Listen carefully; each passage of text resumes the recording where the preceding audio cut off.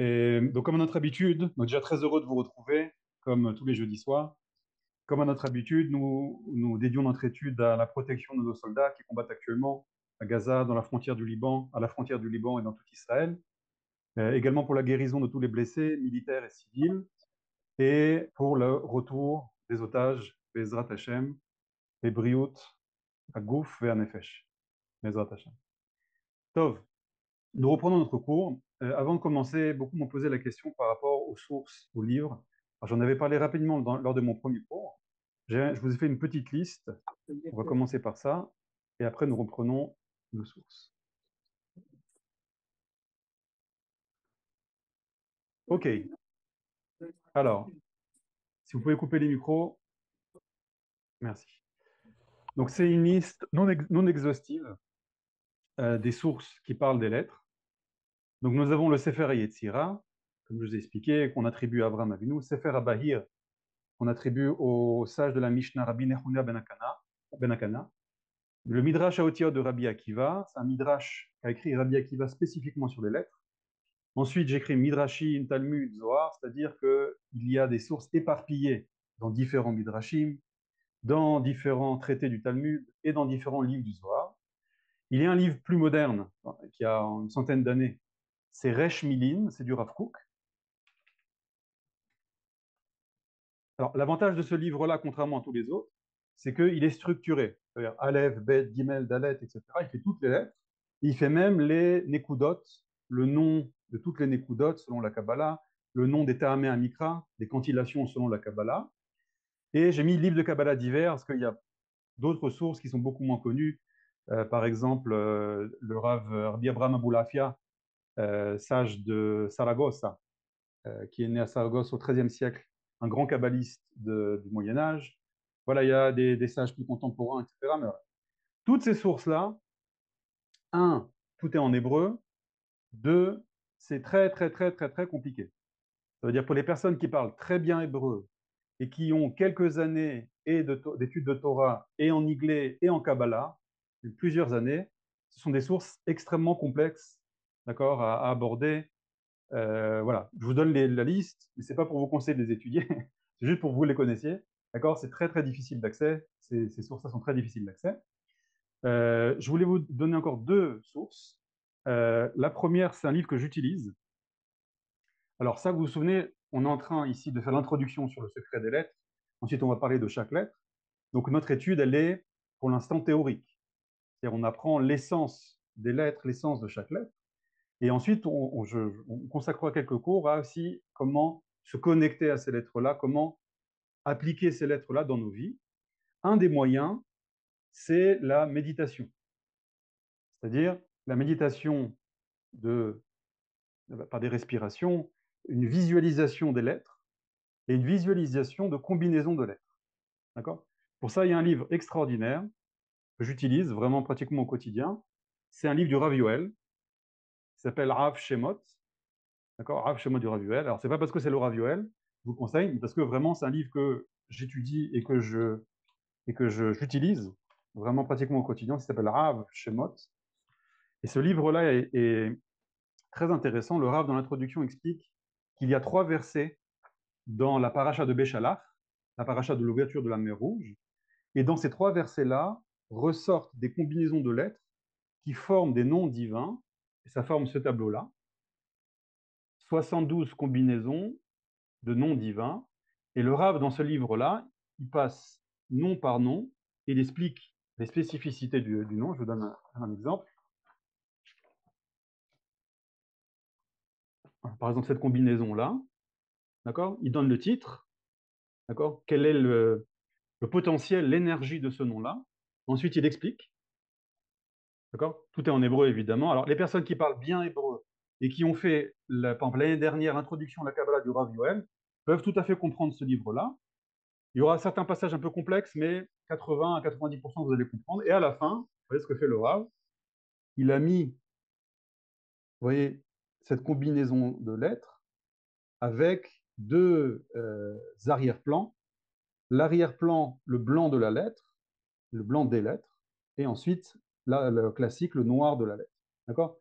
Donc c'est par étapes. Il explique dans l'introduction comment faire. D'accord? d'abord le noir de la lettre, ensuite le blanc, et ensuite une étape qui m'a dit, lui, à l'oral, c'est visualiser ces lettres-là en lettres de feu. Voilà, ça c'est un exemple, d'accord? Très, très, très bon livre. Et tout ça, c'est pour ceux qui parlent hébreu. Pour ceux qui parlent français, j'ai aucun livre à vous conseiller.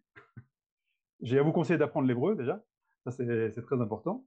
Mais j'ai un podcast à vous conseiller. Ceux qui ne connaissent pas, beaucoup sûrement doivent connaître, mais c'est le podcast Nishma, d'accord? Je vous invite également à écouter, là-bas il y a beaucoup de choses très intéressantes. Et là-bas, il y a un podcast qui s'appelle Dialogue avec les lettres. Voilà, Dialogue avec les lettres, c'est un dialogue du Rav Yoel avec les lettres. Pour ceux qui veulent un peu s'avancer, avoir une sorte de vision d'ensemble des lettres, je vous invite à écouter. C'est extraordinaire, c'est très poétique, très profond, c'est très court, hein. Chaque lettre, le Rav consacre 2-3 minutes. Il condense énormément de sources que je vous ai mis ici en 2-3 minutes. Donc, c'est pas facile de tout capter, mais on sent qu'il y a beaucoup, c'est très dense, il y a beaucoup de choses. Mais au moins, c'est en français. Et c'est très profond et très intéressant. Donc, je vous invite, ceux qui veulent voilà, s'avancer, avoir une sorte de vision d'ensemble. Voilà en gros les sources divers. Et voilà. En français, je suis désolé, j'ai rien à vous conseiller. Encore une fois, je vous conseille d'apprendre le mot. Il y a déjà 9 questions. Oula, qu'est-ce qui se passe? Ok, top. Alors, nous reprenons notre cours. Nous étions à la source du Tanya,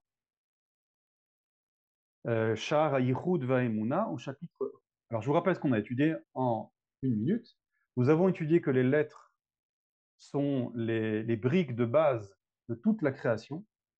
Les particules élémentaires de la création, Dieu a créé le monde par la parole, donc les lettres vont être la racine de toute l'existence. Ben, nous avons vu également que chaque entité matérielle ou spirituelle a pour racine des lettres. Quelles lettres? Le Tanya nous a dit, ce sont les lettres qui apparaissent dans Maaseh Bereshit, dans l'acte de la création, c'est-à-dire le chapitre 1, 2, un peu 3 du livre de la Genèse, du livre de Bereshit. D'accord? Là-bas, ce sont les, les briques de base des briques de base. Alors, il a posé la question, mais si on voit là-bas, il dit que tout élément qui existe dans notre réalité puise sa source de ces lettres-là.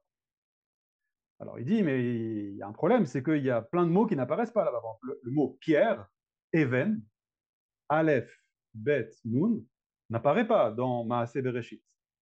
Alors, il dit, non, c'est pas grave, parce qu'il y a une autre dimension qu'on appelle les 231 portes qui sont les 231 combinaisons de lettres. D'accord? On a vu ça la semaine dernière. Et grâce à ces combinaisons-là, peuvent découler tout élément spirituel ou matériel. On va terminer, là il va un peu plus détailler sa profondeur. Vechen, je suis à la ligne 31, je vais zoomer un peu. Voilà. Vechen, Bechol anivraim shebaolam. Il avait donné un exemple avec le mot even, le mot pierre.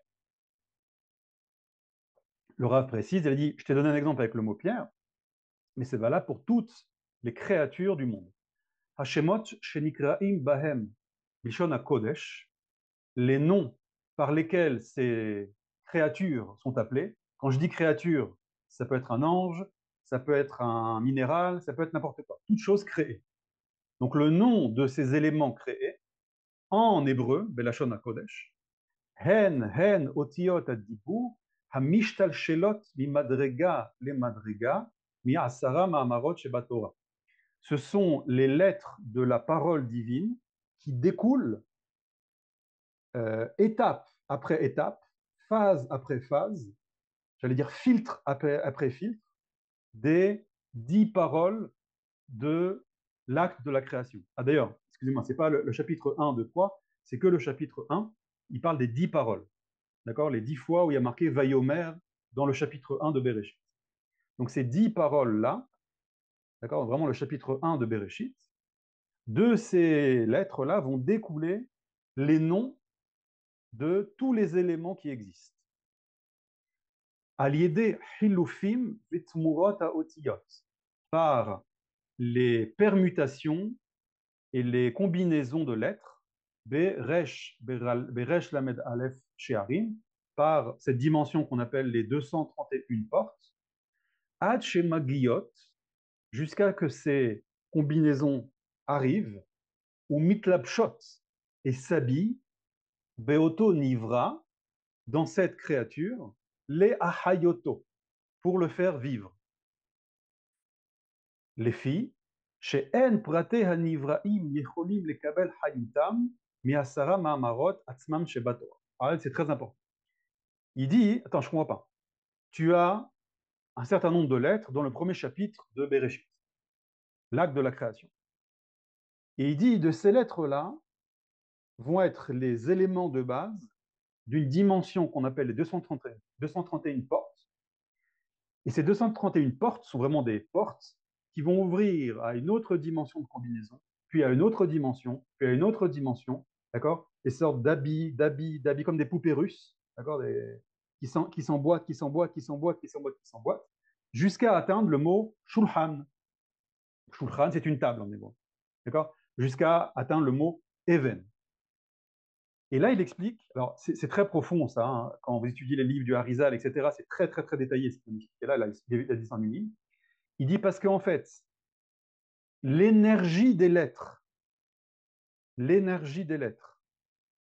du premier chapitre de Bereshit, c'est-à-dire de l'acte de la création, cette énergie est beaucoup trop grande pour pouvoir être habillée, pour pouvoir faire vivre des éléments de notre réalité. Il y a besoin de filtrer tout ça, il y a besoin d'être dilué. D'accord? C'est comme si je vous disais maintenant un noyau nucléaire. D'accord? Avec un noyau nucléaire, je ne vais pas brancher mon téléphone. Ça va exploser. J'ai besoin de transition. Ça passe par une centrale nucléaire qui transforme ça après en électricité, qui va être amenée par des câbles électriques, qui eux-mêmes vont être amenés par d'autres câbles électriques dans ma maison, jusqu'à la prise de 220 volts.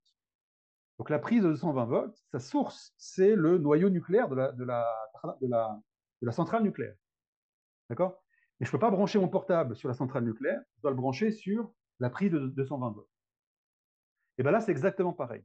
Il dit tous les éléments de notre réalité, en l'occurrence physique par exemple, sont des éléments, c'est-à-dire les lettres qui sont à la racine, d'accord, ont été filtrées et filtrées, c'est passé par des habits, par des dimensions, etc., jusqu'à arriver au nom en hébreu, Shulchan, Kir, Maïm, d'accord, etc.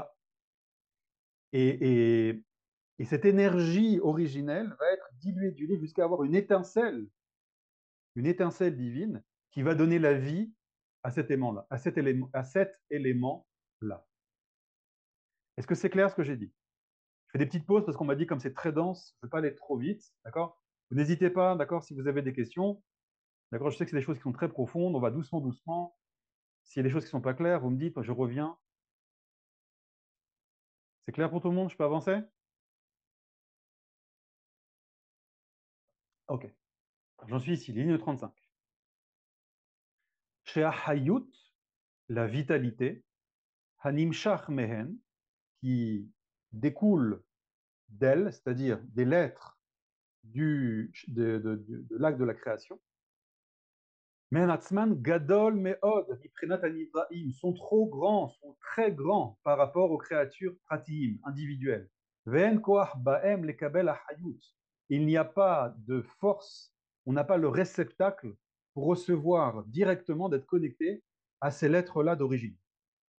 Et là, l'idée chez Yored Achayut. Alors, comment on arrive à capter cette vitalité? D'accord? Mais moi, mon identité, Nathaniel, d'accord? Mon corps et mon âme, j'ai été créé et je suis, comment dire, Dieu m'alimente de vie à chaque instant par ces lettres-là. Je ne suis pas connecté directement à ces lettres-là. D'accord? Ça passe par des mondes et des mondes et des mondes et des mondes et des mondes. Aliédé chez Yored Achayut, par le fait que cette vitalité descend, ou Mishtal Shel s'écoule, mi madrega les madrega, de degré en degré, Chuta mimena, et chacun plus petit que le précédent. Aliédé chilufim vetmurot aotiyot, par des permutations, par des combinaisons de lettres, des gématriotes. Parfois, c'est même pas des combinaisons de lettres, mais c'est parfois des valeurs numériques des lettres. D'accord? On va sortir l'énergie de la lettre, on va la rentrer dans un nouveau monde. La lettre, c'est le monde de la qualité. Le chiffre, c'est le monde de la quantité. Donc, on va capter l'énergie de la lettre et l'amener dans un autre monde, le monde de la quantité. C'est le monde de la gematria, le monde de la valeur numérique. Shen heshbon haotiot. La gematria, c'est la valeur numérique des lettres. Ad sheyuchal lehitzamtzem, jusqu'à que cette vitalité arrive à se réduire, ou leit labesh, et s'habiller, ou leit havot mimenu nivra prati. Et par elle, on va faire vivre une nouvelle créature individuelle. D'accord? Est-ce que c'est clair? Est-ce qu'il y a des questions? D'accord? Je résume ce que j'ai dit en une phrase, parce que le Baal HaTanya a dit ici, toute l'existence découle des lettres de l'acte de la création. Nous n'avons pas un contact direct avec ces lettres-là, mais ces lettres-là, cette énergie, cette vitalité qu'il y a dans ces lettres-là, se filtre, d'accord, passe de monde en monde, de dimension en dimension, de degré en degré, jusqu'à arriver à notre existence. Euh, je vais juste terminer le texte, il me reste 3 lignes, et après, on va faire une petite pause de questions. Maintenant, le nom par lequel on t'appelle en hébreu, donc ça peut être toi, un individu, mais ça peut être n'importe quoi, minéral, végétal, animal, angélique. Donc le nom, ou kli, le nom est un ustensile qui va capter cette vitalité, mais une vitalité qui a été réduite, et cette vitalité va apparaître dans les lettres de ce nom-là.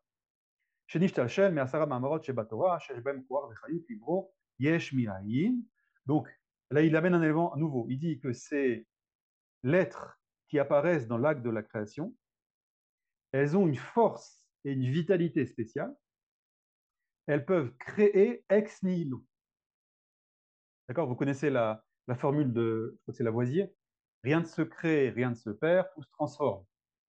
Dans notre réalité, on n'est pas dans le monde de la bria, c'est-à-dire la création ex nihilo, mais on est dans le monde de la asiya, voire on peut atteindre la yetzira, c'est-à-dire on peut façonner les choses, on peut transformer les choses, mais pas créer ex nihilo. Les outils que Dieu utilise pour créer ex nihilo, ce sont ces fameuses lettres de l'acte de la création. Les olam, elles ont une capacité, les olam, c'est-à-dire au sens éternel, une dimension infinie. De Raita vekucha berichu kula had. Donc là, le Baal HaTanya cite une source du Zohar. Selon le Rav Cherki, ça n'apparaît pas dans le Zohar. Il dit que tout le monde cite ça au nom du Zohar, mais ça n'apparaît pas dans le Zohar. Mais bon, on le cite. Que la Torah est kucha berichu, c'est-à-dire la dimension de on va dire Dieu, c'est une seule et même entité. Qu'est-ce que ça veut dire une seule et même entité? C'est-à-dire que la Torah va être, comme on a expliqué dans le cours d'hébreu biblique, la parole de Dieu. Dieu va révéler sa volonté et sa pensée dans les lettres de la Torah. C'est ça qui veut dire, donc quand tu étudies la Torah, ce qu'on est en train de faire ici, on se connecte, d'accord? Donc là, on a une Torah qui a été diluée, qui est réduite, d'accord? On a déjà un texte, on a des lettres, on a quelqu'un qui vous la transmet. Ça aussi, c'est un filtre, d'accord? Donc on a la Torah, la parole de Dieu a été filtrée, filtrée, filtrée, filtrée, filtrée, filtrée, jusqu'à arriver maintenant à vous. Mais quand vous la captez, vous vous reconnectez rétroactivement à la pensée d'origine. Voilà. Je m'arrête là. On va faire une petite séance de questions déjà. Alors, il y avait Youssef. Allez-y, Youssef.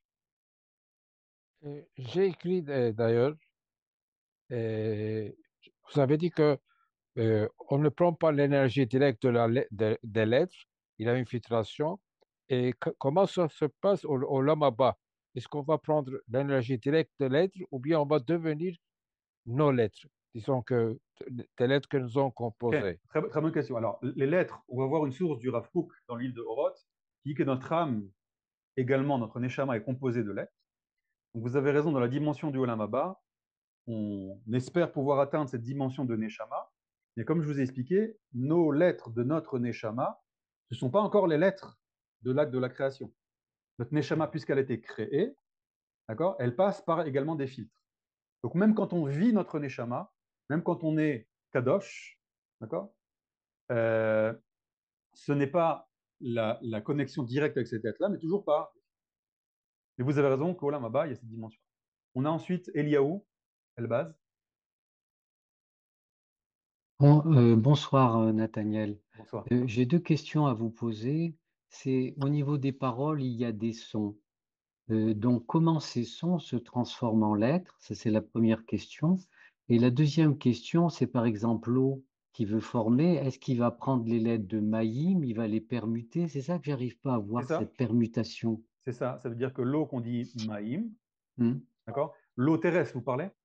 Oui, l'eau D'accord. terrestre. L'eau terrestre qu'on appelle Maïm, ne capte pas l'énergie directement. En l'occurrence, c'est un bon exemple parce que le mot Maïm apparaît tel quel dans l'acte de la création, dans Bereshit. Voilà, D'accord? d'accord. Alors, ce qu'il a expliqué, c'est que bien que le mot euh, terrestre, Maïm, correspond au mot j'allais dire, Dans essentiel Bereshit, dans oui. Bereshit, Hmm. c'est pas la même chose. D'accord? Le Maïm Oui. de Bereshit a été filtré et dilué jusqu'à arriver Hmm. au mot Maïm de notre réalité terrestre. Mais par contre, il y a une Et- différence, excusez-moi, il y a une hmm. nuance, c'est que comme ici, c'est pas par des chemins tortueux, c'est vraiment, il y a une sorte de connexion directe, il y a une sorte c'est comme une sorte d'hologramme, de projection. Hmm. L'eau terrestre va avoir des spécificités très particulières. C'est pour ça que l'eau purifie. Vous comprenez? Ça veut dire que Oui, puisque d'accord. Hmm. le mot maïm ressemble dans cet ordre-là de lettres au mot maïm de la création, donc l'eau va avoir une énergie particulière, en l'occurrence, de purifier. C'est pour ça que l'eau D'accord. purifie. D'accord? Parce que, en fait, elle est plus connectée à l'essence que d'autres éléments Oui. minéraux. Hmm. D'accord? De la création. Et alors, la parole qui se prend, qui est Ken, des ça, sons je qui se répondrai après, trans. c'est la suite du cours. Léo. C'est-à-dire, c'est la suite du cours. Quand vous dites la Bon, parole, etc., c'est ici. d'accord. Ah, voilà. Très bien. Merci beaucoup. C'est Avec très plaisir. intéressant. Merci beaucoup. Merci. Oui, Rebecca. Rivka. Oui, moi, c'est le processus que je n'arrive pas à visualiser. C'est Voilà. normal, parce que je ne l'ai pas expliqué. Oui, je sais, mais c'est Et embêtant je ne vais parce pas que l'expliquer parce que oui, c'est dans le livre de Harizal de la ça fait comme, Kabbalah. comme si j'étais perchée, comme si j'étais perchée quelque part. Alors, tout à l'heure, d'ailleurs, vous avez dit les eaux, les eaux. Alors, je crois qu'il y a les eaux d'en haut et les eaux d'en bas. Mais ce dont on parle là actuellement, c'est quelles eaux? Quelqu'un, je ne vais pas rentrer dans ça, Rivka, c'est beaucoup trop Ah, poussé. d'accord. Mais pour faire très Pardon. simple, ceux qui ont un peu étudié avec le Rav Yoel, là, le processus, c'est le processus du Tzimtzum, de Adam Kadmon, de Olam Hatzilut, Bria, Yetzira, Asiya, des 10 Sphirot, voilà, toutes les notions que vous avez apprises avec le Rav Yoel l'année dernière, d'accord. C'est ça, tout ce processus-là qui est Mm. détaillé dans beaucoup de chapitres, dans beaucoup de livres du Harizal.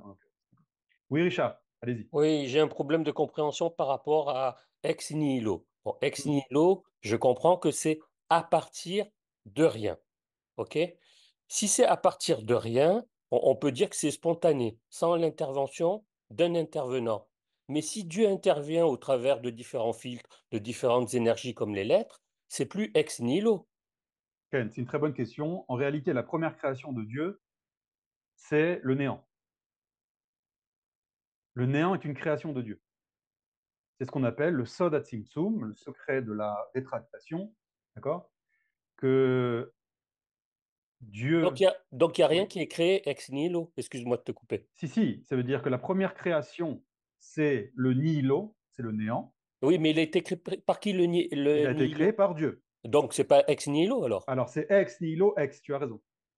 Tu as Tu raison. comprends? Oui, oui, c'est ce que disait Manitou, tu as raison. Il disait pas ex nihilo, c'est ex nihilo ex. En fait, Voilà. la vraie Ouais. racine, c'est l'existence première, Voilà. c'est-à-dire l'existence de Dieu qui va créer une bulle de néant dans laquelle l'existence pourra fleurir.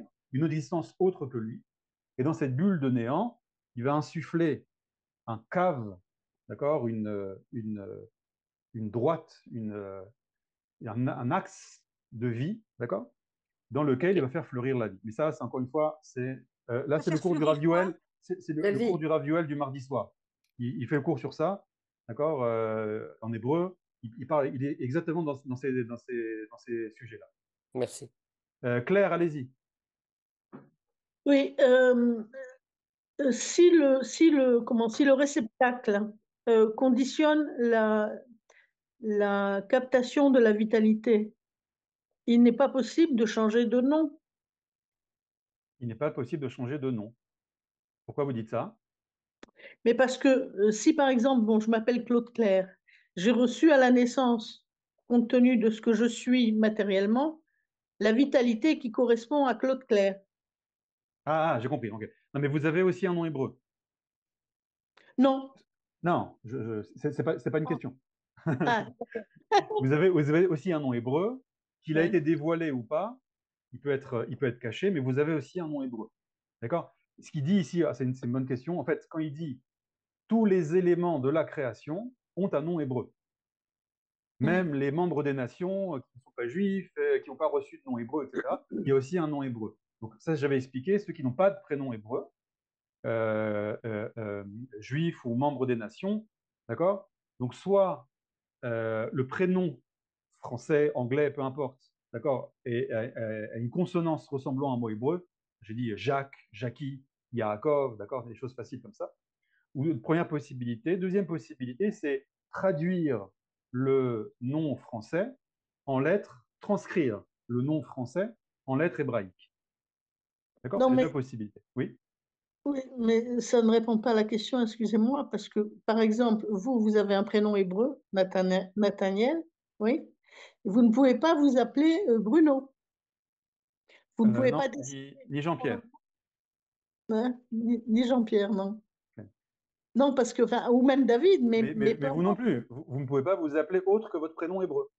C'est votre prénom hébreu. Oui, Vous comprenez? oui, je comprends. Donc, vous avez un prénom hébreu que vous ne pouvez pas changer. Et vous aussi, vous avez un prénom hébreu que vous ne pouvez pas changer. D'accord. Non, parce qu'il y en a qui changent de prénom. C'est pour ça Ça, que c'est je autre pose. chose. Ça, c'est autre chose parce qu'il y a des fois des maladies ou des événements dramatiques, des choses comme ça. Donc, en fait, les changements de prénom ou les ajouts de prénoms, c'est pour, en fait, ajouter des forces, d'accord, d'autres dimensions, d'autres degrés. C'est-à-dire, c'est pas quelque chose de façon de statique, il y a une possibilité d'évolution. Chez les kabbalistes, on parle même de combinaison d'âmes. Il arrive parfois que je suis Nathaniel, j'ai mon âme à moi, et il arrive qu'il y ait des possibilités par exemple, chez le Harizal, il parle beaucoup une sorte Hébreu. de prosternation, entre guillemets, c'est s'allonger sur les tombeaux des tzadikim. D'accord, ne le faites pas, hein, c'est pour les grands kabbalistes, ça. Et par des intentions kabbalistiques, justement, avec des combinaisons de lettres, une possibilité de combiner son âme à l'âme du tzadik. Donc l'âme du tzaddik pénètre en vous, d'accord, et s'ajoute un petit peu à vous, soit temporairement, soit sur une plus longue durée, d'accord, et vous captez cette énergie-là en plus. Vous restez vous, hein, c'est pas de la schizophrénie, mais vous avez une sorte de nom en plus. Maintenant, c'est quoi un nom? Je termine juste par ça parce qu'il y a beaucoup de questions. Un nom, c'est la mission, c'est le potentiel que j'ai, d'accord, c'est l'énergie divine que Dieu m'a donnée. C'est ça le nom. En hébreu, quand on dit Leshem ma ata omer etze, par exemple, les Shem-ma, dans quel but tu dis ça? Shem, c'est un but. D'accord? Le nom, c'est pas juste l'essence, l'âme, etc. Le nom porte en lui aussi l'objectif et la mission de la personne. Excusez-moi, Claire, je m'arrête là parce qu'il y a beaucoup de questions. J'aimerais répondre et avancer. Oui, Ariela.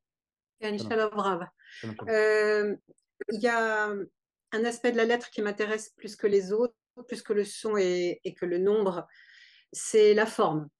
Et j'ai pas compris, bien évidemment, est-ce qu'on pourra revenir sur le feu de la lettre, le blanc de la lettre, le noir de la lettre? J'avais cru imaginer que le blanc de la lettre, c'est la forme de l'espace entre les lettres noires. Et ce que tu as montré tout à l'heure du livre du Rav Yoel, c'était simplement du blanc sur du noir ou du noir sur du blanc? Ken, alors Ariela, s'il te plaît, marque ta question D'accord? Parce que je ferai un Alors, cours elle est que dans sur ça. le Non, non, chat. mets-la de côté. Mets-la de côté. D'accord? Parce que Ok, je ferai un cours sur ça. D'accord? Je ne ok, vais pas répondre ça בסדר. maintenant. Ok, Et sur תודה. les lettres noires, les lettres blanches et les lettres de feu, je ferai un cours sur ça. Ça marche. Ok? תודה רבה. Et la forme des lettres, ce que tu as dit, dans toutes les lettres, Aleph, Bet, Gimel, je parlerai de trois dimensions, 3 degrés, le nom de la lettre, la forme de la lettre et la valeur numérique de la lettre, à chaque fois. תודה רבה. D'accord? Dans chaque Ok. lettre. Ok, on a Shira et Dan. Et, Après, j'avance. Shalom, Nathaniel. Je vais te demander, lorsque tu as parlé des 10 paroles, je veux te demander, est-ce que dans les 10 paroles, il y a les 22 lettres? Et est-ce que c'est dans le monde de la Bria? Dans les 10 paroles, est-ce que les 22 lettres? Alors, j'ai pas vérifié, c'est une bonne question. C'est une bonne question à vérifier. Blinda, je vérifierai. D'accord? Et Est-ce c'est que dans dans le le monde de monde la Bria, Nathaniel? du monde Parce que aurien, tu as dit que toutes ces lettres-là, de Vayomer, etc., ça vient du monde de la Bria, pas dans le monde de la Sia ni de Yetziria, Nachon, c'est ça? oui, Bereshit, c'est la Chokhmah, c'est Atzilut. Bara, Oui. Elohim, Bara, c'est la Bria. C'est-à-dire que ces lettres sont sorties de la Bria, alors. Oui, c'est un peu plus complexe. Disons oui, c'est un peu plus complexe que D'accord. ça, mais je ne peux pas trop développer. Mais disons Ok, ça. d'accord. C'est pour ça qu'il y a marqué Bereshit, Bara. Reshit, D'accord. dans le Reshit Chokhmah, chez les Kabbalistes, Reshit, c'est la Chokhmah. D'accord? La Chokhmah correspond au monde de Hatzilut. Et Bereshit, Bara, c'est le monde de la Bria. Toda. D'accord? Donc c'est le souffle premier de l'acte de la création. D'accord? Il y a Bereshit, c'est pas le début. Il y a encore des éléments qui précèdent. Ce que j'ai expliqué, c'est le Tzimtzum et Adam Kadmon, qui sont pas marqués au début de Bereshit, d'accord? Ils sont qu'en allusion. Dan, dernière question, après j'avance. Allez-y. Oui, merci Nathaniel. Dans toute création, il y a une énergie. Et dans toute création, il y a un nom, donc avec des lettres. Maintenant, est-ce qu'il y a une hiérarchie, par exemple, entre nous, enfants, enfin, le peuple juif, les musulmans, je pense, un chien, une chose? Est-ce qu'il y a une hiérarchie par rapport à cette énergie que nous recevons? Est-ce que nous, par exemple, on a plus d'énergie qu'un musulman? Enfin, je donne un exemple comme ça. Hein. Alors, il y a une hiérarchie, c'est ce qu'explique le livre du Kuzari. Il dit qu'il y a 5 règnes, le règne minéral, végétal, animal, humain, et un 5e règne qui est Am Israël. Qu'est-ce que ça veut dire? Ça veut dire que chaque être humain, juif ou non juif, est à l'image de Dieu et a une âme divine. C'est ce que dit Rav Hanan dans le Midrash Tana Deve Eliyahu. Tana Deve Eliyahu, c'est un Midrash qu'a écrit Rav Hanan, un sage du Talmud. Ce Midrash-là lui a été révélé par le prophète Eliyahu. Et dans ce Midrash, il dit que ce soit un juif ou un non-juif, ils ont chacun une âme divine et chacun peut atteindre la prophétie. Donc ça, c'est dans le règne humain. C'est quoi le 5e règne? Le 5e règne, ce n'est pas le juif. Le 5e règne, c'est une autre entité qu'on appelle Am Israël. L'identité collective du Am Israël, l'âme collective du Am Israël, ça, c'est une 5e entité. Les juifs, les individus, sont en fait l'expression de cette âme. C'est-à-dire, ce qu'il y a à la racine, c'est pas, comment dire ça? C'est pas, tu prends 6 millions de juifs dans le monde, ou 14 millions de juifs, 1, 2, 3, 4, 5, ça fait Am Israël. Non, c'est pas comme ça. D'abord, il y a une âme divine. C'est cette âme divine où on dit dans les Midrashim, Israël a précédé le monde, Israël était dans la pensée du monde. D'accord? C'est une âme divine qui a précédé tout. Et cette âme divine s'habille dans la nation d'Israël dans chaque génération. Ça, c'est au niveau collectif. Les individus juifs sont comme les rayons d'un soleil. Tu as le soleil et tu as les rayons. C'est-à-dire, s'il n'y a pas de rayons, si tu fermes les volets, il y a toujours le soleil. D'accord? Donc les juifs sont juste les réceptacles et les transmetteurs. D'accord? Je suis un rayon de cette âme divine. Pourquoi? C'est quoi l'objectif? L'objectif, c'est quoi?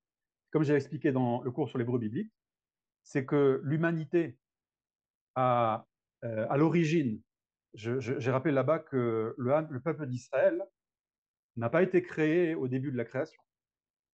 Le peuple d'Israël est né, Abraham a été choisi 2000 ans, après 2000 ans d'histoire. D'accord? Donc à la base, vous avez l'humanité qui devait être Israël. Comme ça dit le Gaon de Vilna. L'humanité a chuté dans 3 fautes, les générations du déluge, le meurtre, la génération de la tour de Babel, l'idolâtrie, la génération de Sodome et Gomorre, la débauche. Et ces 3 fautes-là ont voilé la capacité divine des nations, des collectivités, pas des individus. À l'origine, l'humanité était divisée en 70 mishpachot, 70 familles. Quand on dit famille, ce n'est pas une famille, M. Cohen, M. Lévy, 70 groupes d'individus, composés de millions de personnes. Et chacun de ces groupes formait une identité humaine originelle qui avait comme capacité de révéler Dieu sur terre. Cette identité originelle a explosé en 70 morceaux. C'est les fameuses 70 nations qui n'ont pas perdu, mais qui ont voilé leur capacité divine collective, pas individuelle, collective. Dieu a choisi une 71e nation, a créé une 71e nation avec Abraham, Yitzhak et Jacob. Et cette 71e nation, qui est Kadosh, Mamlechet Kohanim ve Goy Kadosh, je vous rappelle qu'en hébreu biblique, Goy, ça veut dire une nation. Donc cette 71e nation sera Kadosh, sera sainte, et va faire office de modèle, et ça, de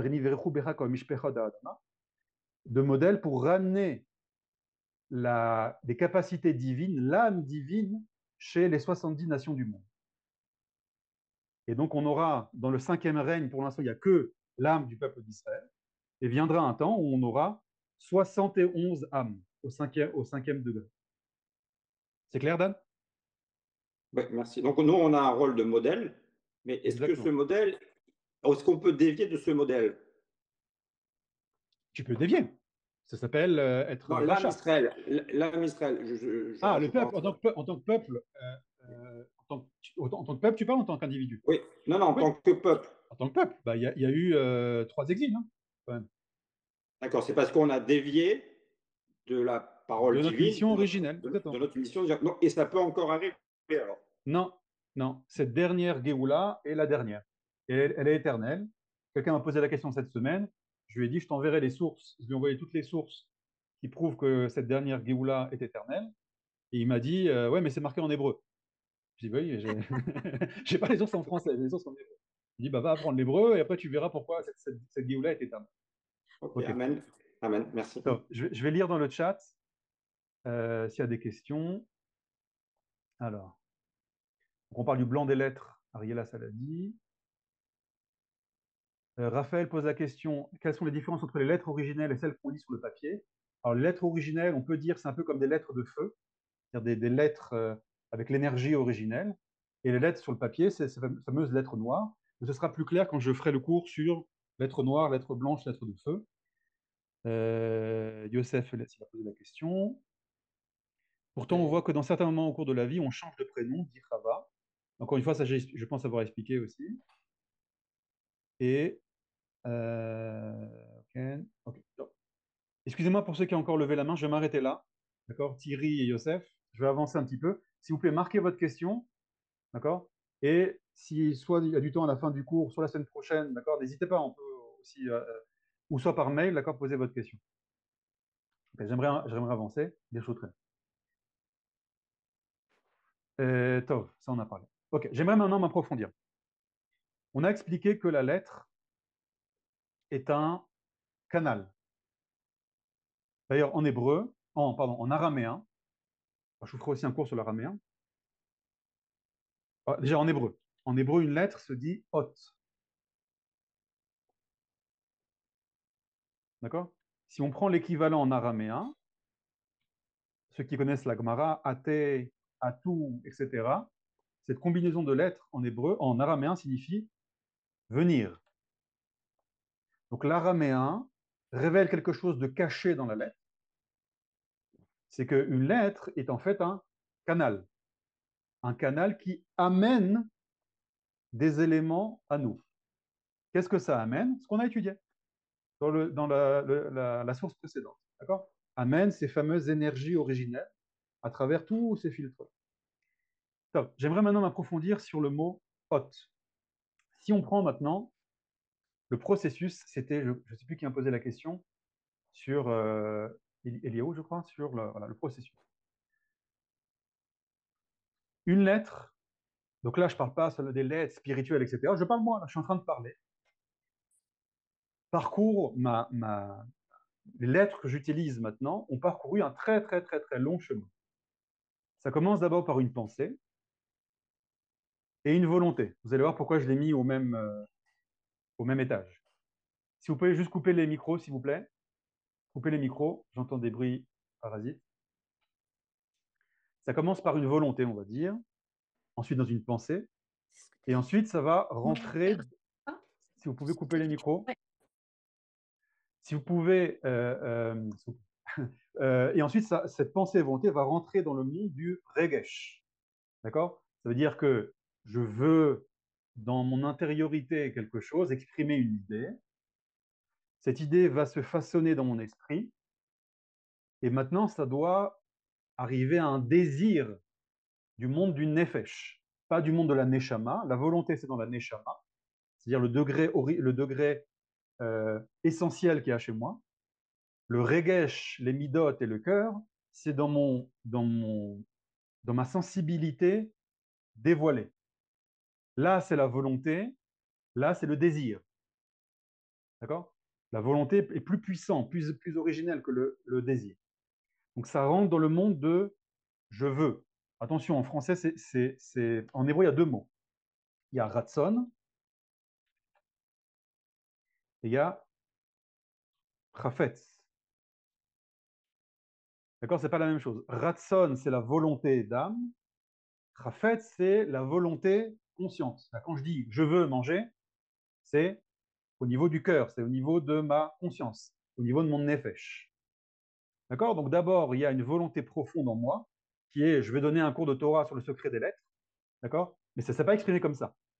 C'est exprimé quelque chose d'ineffable, d'imperceptible. Une pulsion, pas une pulsion, une impulsion d'âme. Cette impulsion s'est formée, c'est structuré. Ok, on va faire un cours sur le secret des lettres. Et ensuite, ça rentre dans le monde plus de la conscience, du désir, etc. Donc tout ça, ça reste dans le monde impalpable. Pensée, volonté et cœur, midot, regesh, d'accord? Il n'y a pas d'appareil qui mesure le regesh ou les midot. Ensuite, ça va rentrer dans le monde physiologique. Ça passe par le souffle. Évidemment, ce souffle-là physique, d'accord, les poumons, le diaphragme, fait écho au souffle originel de Dieu, d'accord, dans le son du chauffard, comme on dit, d'accord, il y a un souffle originel, donc qui va s'habiller dans un souffle physique. Ça va monter, ce souffle-là va monter et devenir une vibration. Cette vibration va ensuite résonner dans la bouche. Ensuite, il y a de la vapeur qui va sortir de ma bouche. Cette vapeur va former des lettres et c'est le son que vous entendez. Tout ce chemin-là, quelqu'un m'a posé, c'est Rivka qui m'a posé la question, c'est pas clair le chemin. Ce chemin-là, que j'ai expliqué d'une manière, on va dire, euh, intelligible, d'accord? Tout ça est parallèle à un processus spirituel. D'accord? Chez le Harizal, quand il parle de tout le processus en détail, il y a des chapitres entiers où il détaille tout ce processus-là. Chacune de ces étapes-là, d'accord, est parallèle à un très long processus spirituel. Venez maintenant, on voit que tout ce processus est caché dans le mot hot. Je reprends ici. Alors regardez. Déjà, quelle est la racine en hébreu du mot hot? Alors il y a un grand principe. Vous savez qu'en hébreu, on a trois racines. Quand vous avez un mot qui finit par le son hot, par exemple, le mot que vous connaissez sûrement, ceux qui parlent hébreu, lishtot, livnot. Lishtot, ça veut dire boire, livnot, ça veut dire construire. Les trois lettres de la racine sont shin, tav et. Vous ne pouvez pas parler, donc je le dis moi. He. D'accord? Ce n'est pas le tav, c'est le he. Là, c'est pareil. La racine, c'est bet, nun et he. Donc, dès qu'on a un nom en hot, la troisième lettre, le tav, la racine en réalité est un ré. Pourquoi? Peu importe pourquoi. Je ne vais pas faire un cours de grammaire trop compliqué. Donc, si je prends ma lettre, mon mot hot, c'est quoi la racine? Aleph, vav et he. Et là se forme un nouveau mot, le mot iva. D'accord? Ça, c'est un mot hébreu. Iva. Par exemple, dans les Télim, il y a marqué Iva les moshav lo. C'est-à-dire, on parle de Dieu, il a désiré, il l'a désiré, on parle, je crois, de Jérusalem, il l'a désiré comme pour, il a désiré pour habitation. Donc, vous voyez que le mot Iva, ça veut dire désir. Un autre mot que vous connaissez sûrement, ceux qui parlent hébreu, la ta'ava. C'est quoi une ta'ava? Un désir. Les ta'avot. D'accord? C'est désir. Donc on voit que dans le mot hot est cachée la notion de désir et de volonté. Ce qu'on a mis ici. La volonté. Je continue. Lorsque vous voulez comprendre un mot, par exemple, les lettres de votre prénom, il faut décortiquer les lettres. Il ne faut pas juste comprendre le mot comme j'ai fait maintenant. Là, j'ai donné une vue d'ensemble du mot. Si on veut rentrer en profondeur, on va décortiquer les lettres. C'est comme si je vous disais maintenant, si je veux comprendre un corps, le corps humain, eh ben on va décortiquer. Il y a la partie du cerveau, il y a la partie de la peau, il y a les muscles, il y a plein d'éléments. On va décortiquer tous les éléments, d'accord? Et on va les analyser individuellement. Et après, on va essayer de combiner tout ça. Les lettres, c'est pareil. Donc, le mot hot est composé de 3 lettres. D'abord, le aleph.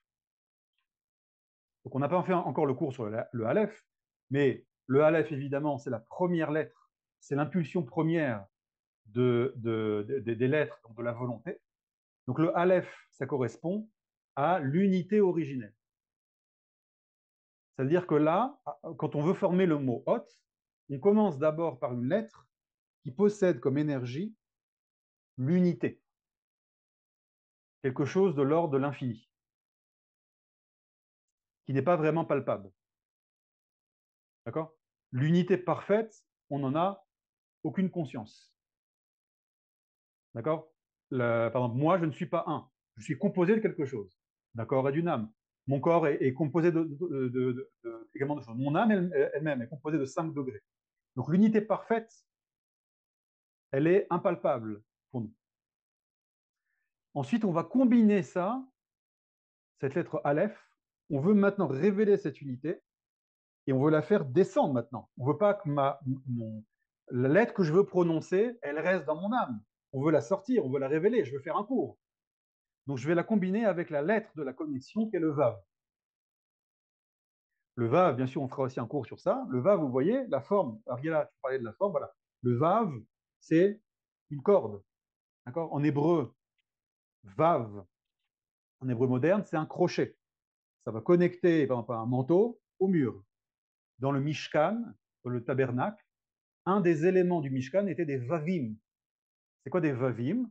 C'était un élément qui allait connecter des poutres. Donc la lettre Vav, c'est la lettre de la connexion. D'ailleurs, vous voyez comment elle est formée? Hop, c'est du haut vers le bas. C'est une sorte de canal qui amène les choses d'en haut vers le bas. Qu'est-ce qu'elle amène? Elle amène le Aleph. Et là, on a un nouveau mot. On a le mot O. Aleph Vav. Il se prononce O. Et qu'est-ce que ça veut dire en hébreu O? Oser, oser. Ça veut dire ou. Ou ça, ou ça. Donc le Vav va amener le Aleph dans le monde de la dualité, dans notre réalité, dans le monde du Bet, de Bereshit. Et donc maintenant, ma pensée ou ma volonté originelle dans le monde du Aleph, qui était complètement imperceptible, va être captée par la lettre Vav et va être descendue dans notre réalité. Et maintenant, je vais avoir un choix. C'est quoi ce monde-là du haut? Bah, c'est quand je prépare mon cours, j'ai ma volonté de faire un cours sur les lettres, je structure ça. Donc j'ai plein de possibilités maintenant. Je peux vous amener, je peux faire un cours sur le Sefer HaYetzira, je peux faire un cours sur le Midrash des lettres, je peux faire un cours d'introduction, je peux directement entrer dans les lettres, je peux faire chaque lettre, 6 mois sur chaque lettre. J'ai des centaines, des milliers de possibilités sur mon cours. Ça, c'est dans l'expression du message que je veux vous exprimer, c'est le. Mais si je reste dans le monde du haut, eh ben, je ne ferai jamais de cours. Ce sera balagan, ce sera complètement pas structuré.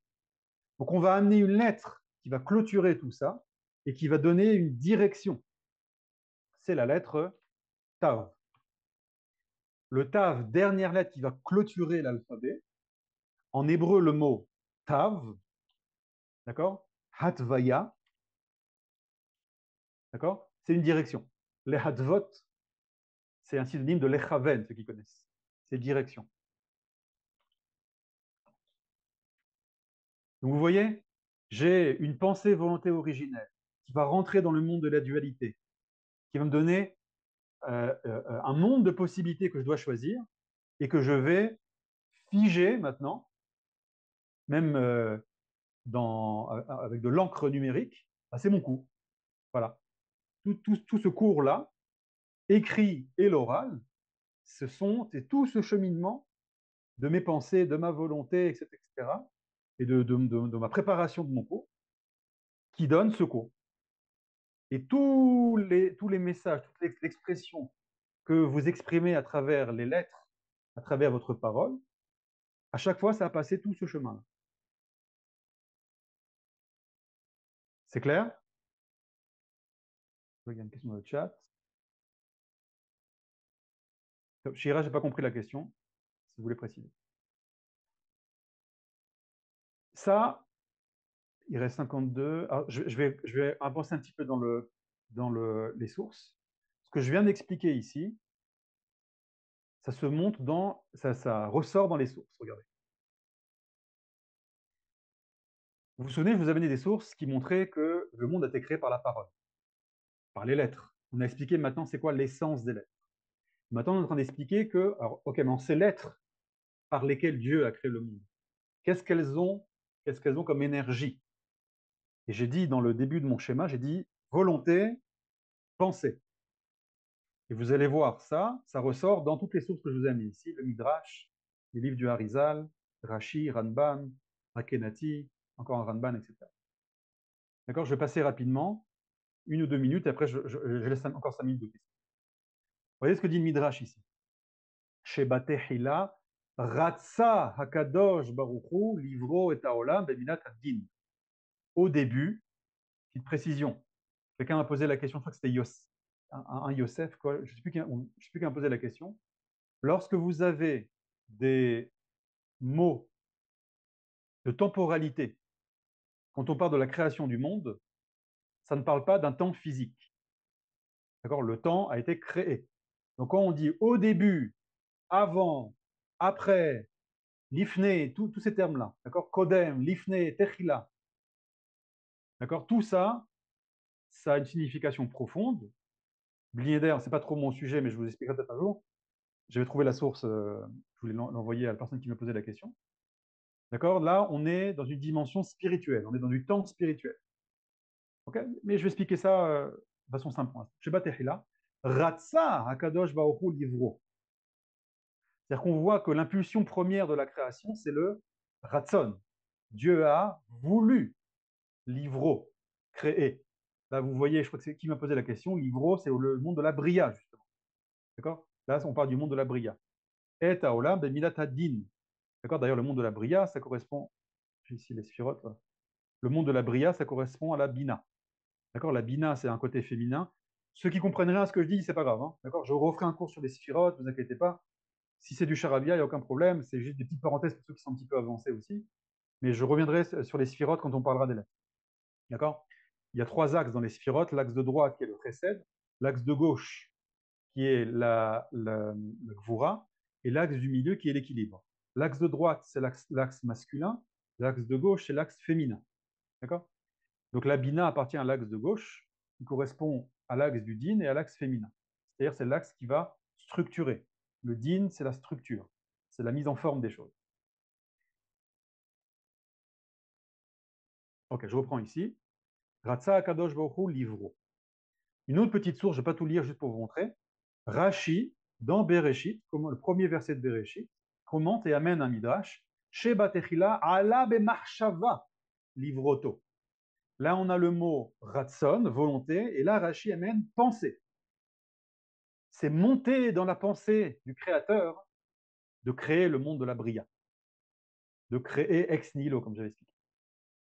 Vous voyez, dans les sources même, on parle de volonté et on parle de pensée, qui sont à la racine de ces outils que sont les lettres. Donc, il faut que je développe là, mais je vais m'arrêter là pour l'instant. Des questions, allez-y. Alors, dans le chat déjà, reviens sur Tav, s'il te plaît, sauf Maaseh dans Shabbat Echila, Lahatzon. Alors, Madar, je n'ai pas compris la question. Alors, le Tav, je reviens sur le Tav, on va poser la question. Les différentes étapes. Où est-ce que c'est? Ok. On a dit, on a le Aleph, qui est la dimension d'unité originelle. Le Vav, qui va capter ça, ça va être un canal, d'accord? Et qui va amener ça dans le monde du haut. Ou ça, ou ça. Ou dans le monde de la dualité. Maintenant, dans le monde de la dualité, j'ai plein de possibilités. Le Tav, qui va clôturer le mot Hot, Hatvaya, c'est une direction. Donc ça va fixer maintenant, ça va une sorte de décision. Et je vais donner une direction maintenant à tout ce monde-là. Est-ce que c'est clair, Ariela? Ken. C'est bon? Ok. Toda. Ken.